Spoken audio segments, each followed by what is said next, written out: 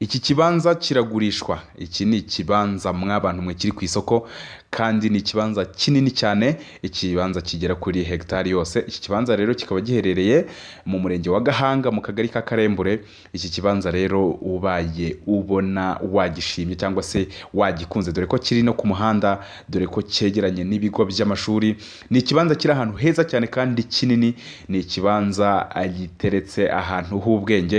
Iki kibanza rero uramutse ugikeneye nta kundi kuntu uri bubigenze, ndaguhereza nimero hano ziri buze kugufasha. Ni nimero zacu hano kuri &B1 Limited kuri ofisi ku cyicaro gikuru cya &B1 Limited company ishinzwe ibijyanye n'igura n'igurisha hano mu Rwanda.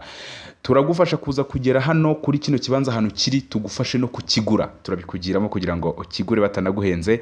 Nta kindi kintu wakoretse guhita uhamagara kuri 0788 48 aho urabahamagaye rero ku cyicaro gikuru cya &B1 Limited, maze tukwakirane yombi, tukujyane tukugeze kuri tere, tukwereke kino kibanza, tukikuzengurutse cyose, ubashe kureba ukuntu kino kibanza ari kinini cyane. Nurangiza wigure kino kibanza kandi nakubwiye ngo turaza kubikugiramo neza cyane, bikorohere kwihahira kino kibanza. Kino kibanza rero nakubwiye ngo inzira ni imwe, nta yindi, ni ukutugana &B1 Limited tukabasha kugufasha ni gute wagura kino kibanza. Biroroshye cyane, duhamagare kuri ya nimero nakubwiye haruguru 0788 amategeko n'amabwiriza birakurikizwa.